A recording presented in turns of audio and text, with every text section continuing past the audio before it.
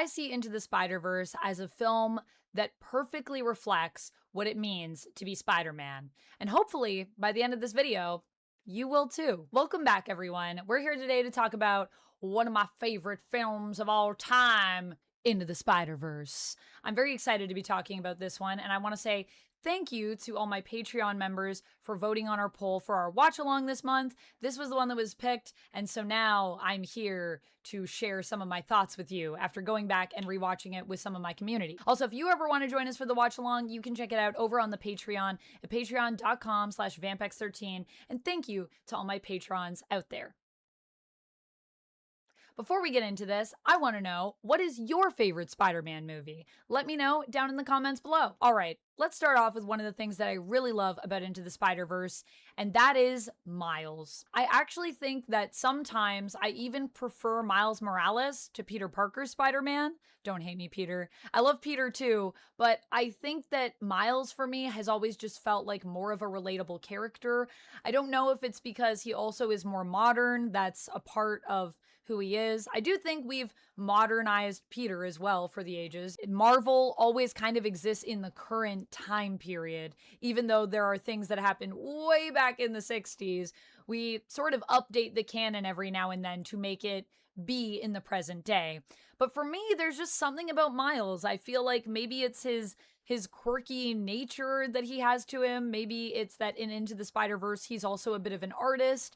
I don't know. I just really love him and find him relatable. So jumping into this film, jumping into the Spider-Verse, would we say, something else that I really love about it is how Miles goes on this journey where he becomes a hero. And as he progresses, we get more and more of a comic book feel to the visualization of the film. It's like as he is becoming more of a hero, he is moving further into the Spider-Verse. There's also a lot of humor in this film that I think still resonates. It's not just jokes that are funny because it's the first time you hear it and you're surprised by something. Going back and watching this movie, I laughed almost as much as when I first watched the movie in the theaters. So yeah. And I do love, this is a film that I actually own on 4K Blu-ray. That's how much I like this movie. I don't even have a 4K TV to watch it on. But when I get that 4K TV, my Blu-ray will be ready to go. And speaking of that, another thing that I love about the film is the visuals, the animation in this movie. I love the style of it. I love that it's so stylized, and I love that it feels like I'm watching a comic book in motion. And not only do we have amazing visuals, really fun and entertaining writing, but we also have an absolutely killer soundtrack. When this film first released, I loved the soundtrack for this movie, and I love it so much that it is one of my soundtracks that I keep on rotation.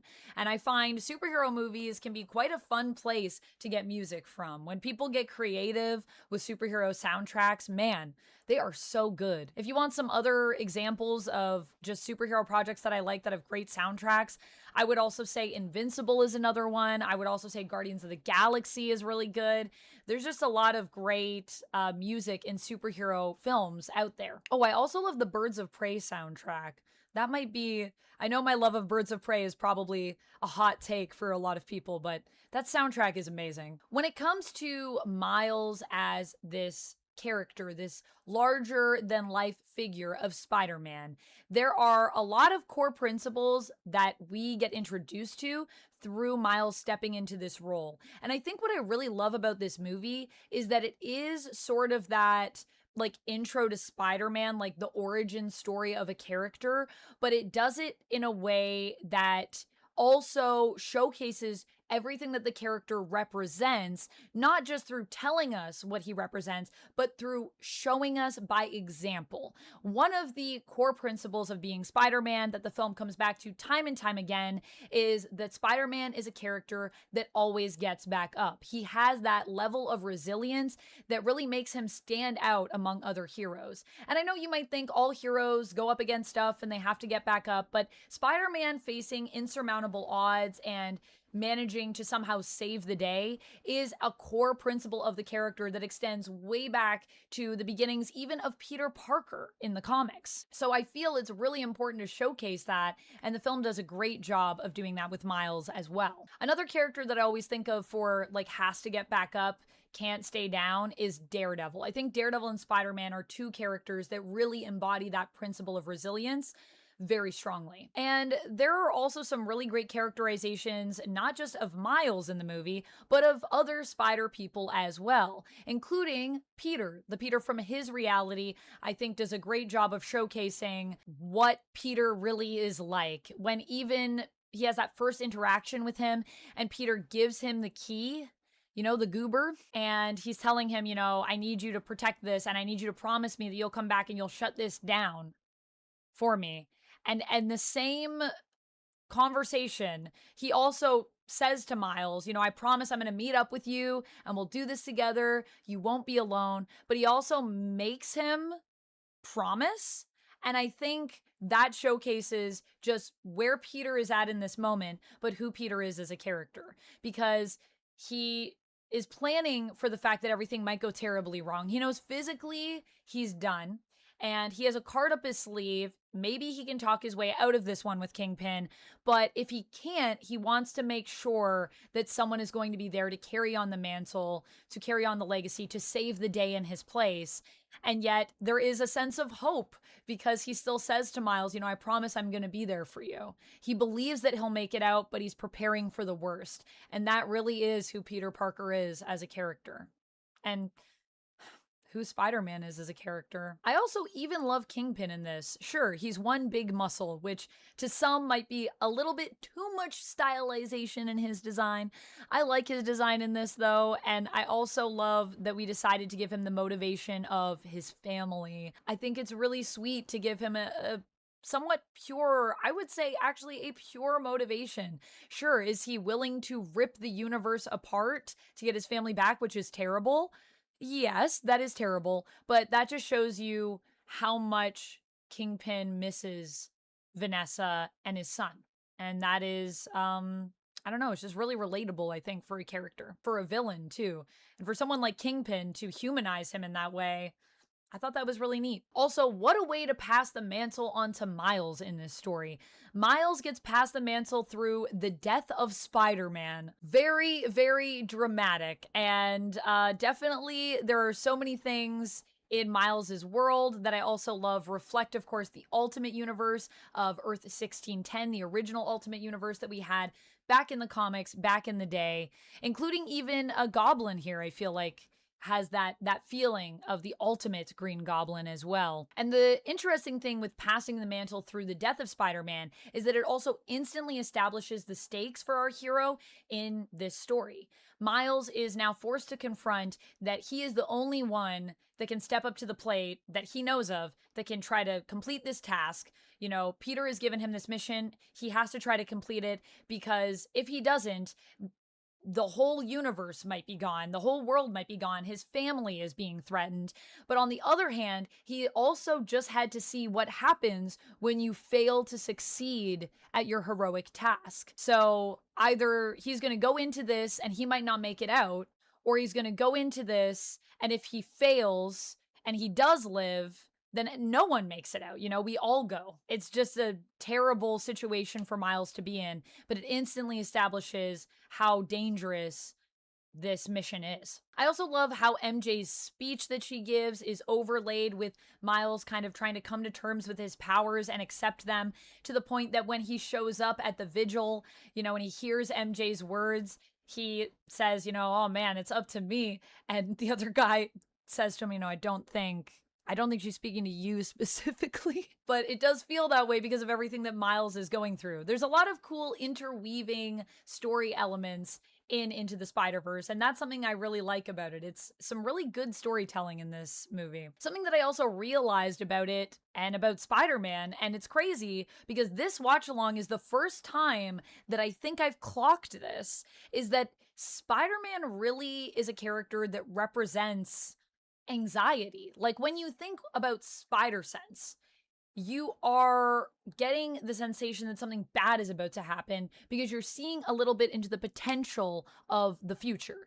And that is what anxiety is, when we focus on things that have not come to pass yet and we lose ourselves in them and we lose track of the present moment. And yet at the same time, Spidey sense can also be seen as being like overly present in the moment. So it can kind of symbolize a lot of different elements of what it feels to be neurodivergent, what it feels to have anxiety or ADHD or a sense of hyperfocus.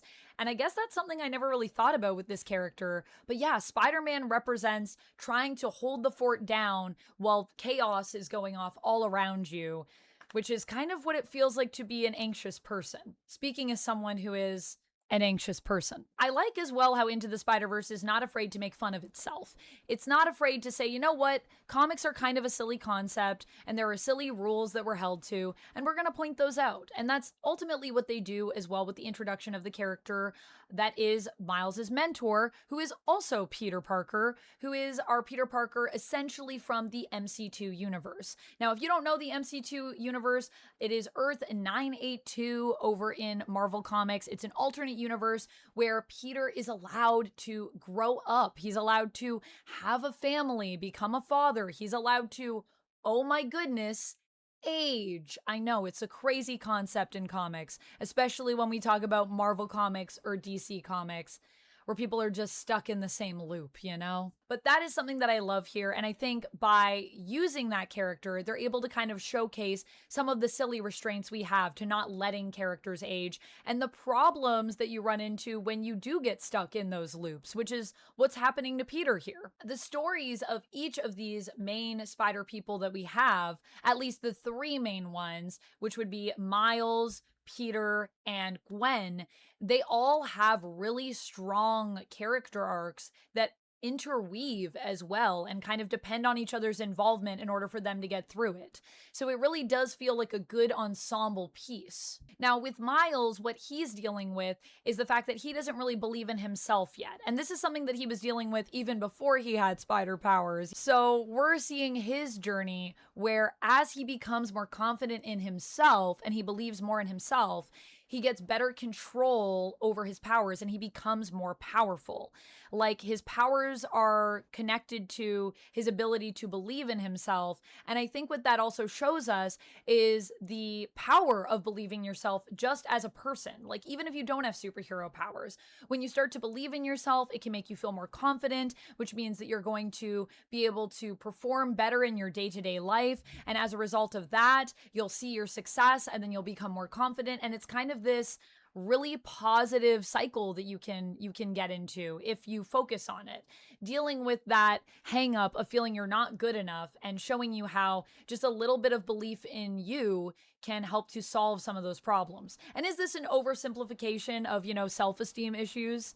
Sometimes, yes. Obviously, self-esteem issues are very complex, but I love that that's what Miles's journey is and how they showcase that through his power set as he finally kind of gets more in his groove as the movie goes on. And the other cool thing is that while Miles is on this trajectory where he's trying to get more self-esteem, Peter, his arc is also intersecting with Miles, and Peter is on a journey where he has to kind of accept the chaos in his life. He is stuck in a place where he needs to make a leap and he can't do it because he's afraid of taking this next step with MJ. He's afraid of having kids because he knows it's something he can't control, and there's already so much chaos in Peter's life.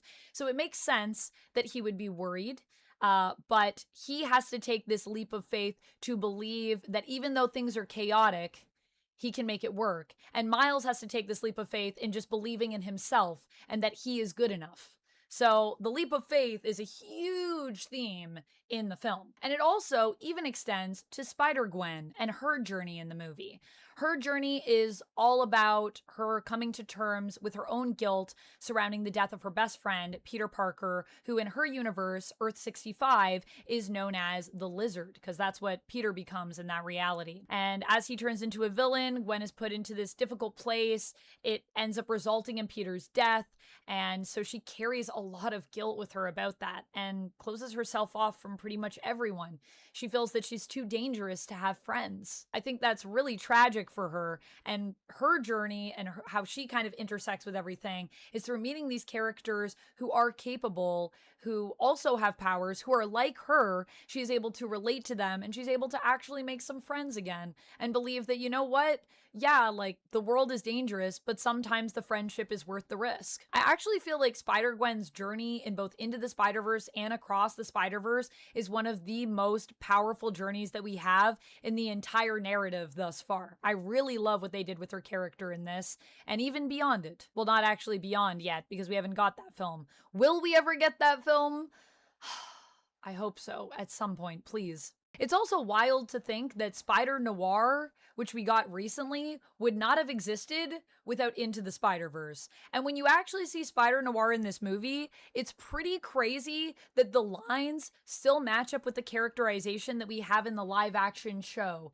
Even though Spider-Noir here is mostly a joke character, and in the show it's quite serious, actually. Leave it to someone like Nick Cage to just ride both of those lines so perfectly, matching the humor with the seriousness. It's masterful is what it is. And if you've missed any of my thoughts on Spider-Noir, I actually did some videos on that as well. I would highly recommend checking it out. It's a very interesting series. I'm also gonna have to go back and rewatch it and look for evidence of the cube. Where's the cube? Does it exist? That Rubik's Cube he took back to his dimension. I need to know. And there is a turning point in this movie that when we were watching it, some of my lovely Patreon members were pointing out, you know, there is a moment where it kind of feels like maybe the wheels on this film fall off a little bit, where things kind of just go like way too big all at once and there's just too much stuff. And I think that turning point for some might be around where Miles says, you know what, I'm gonna save everyone. Because honestly, it is a pretty big jump. We go from Miles like not able to use his powers, to Miles kind of getting the handle of his powers, to Miles being like, I'm gonna use my powers to save everyone. Really? You can't even control your sticky stuff yet. What are we doing? But I think when it comes down to it, the more that I think about this moment and going back through it, it's kind of very Spider-Man of him to do that. Because what it means to be Spider-Man, and this is another core principle of the character in my opinion, is to do that leap of faith, is to really jump in even though the odds are completely stacked against you and say, you know what, I'm going to try because it's what needs to be done, because it's what's right. And all of the spider people coming at him and asking him those questions and challenging him might seem like a bit much in that moment as well. But really, the more that I think about it, the more that it feels like it embodies that anxiety that Spider-Man can represent. Because everyone coming in and asking those questions, it's like what Miles constantly deals with in his own mind. It's what Peter deals with in his own mind. It's what perhaps many spider people are dealing with. Just constantly asking yourself if you're good enough, if you can do it, is it possible? Because these are people that understand that when they fall short, there are consequences to those actions. And that's why, although I understand that Across the Spider-Verse might be a bit polarizing in this way, the idea of tragedy being connected to the fate of Spider-Man, like in order for you to be Spider-Man, there are these tragic events that are kind of fixed points in time that have to happen, they're fated, is essential because he is a character.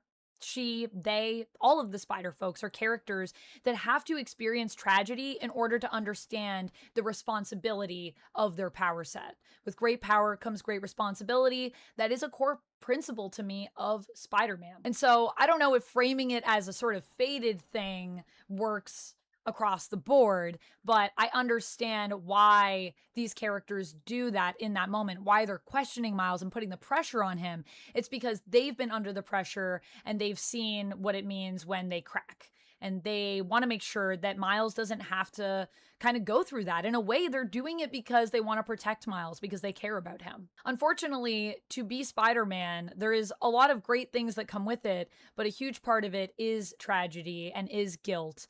And that is also what this film represents. Ultimately, I think it's a beautiful film. I think it's visually stunning. There's a lot of fun to be had. And the story is quite well put together, very masterfully written, I would say. And whenever I come back to it, there's little things that I see each time that I didn't see before. So I think that's really neat as well, that it's a film that I can rewatch and still find something new to appreciate. But that's all I have about this one. Thank you so much for taking the time out of your day to watch my video. I hope you enjoyed it. Let me know your thoughts on Into the Spider-Verse down in the comments below. And hey, maybe at some point I'll also talk about Across the Spider-Verse again on here. I believe I did do a video on that. If so, maybe we'll put it up somewhere. I'll see you in the next one. And until next time, friends, as always, stay nerdy. Bye! And if you like hearing me talk about superhero stuff, you can check out more of that over here.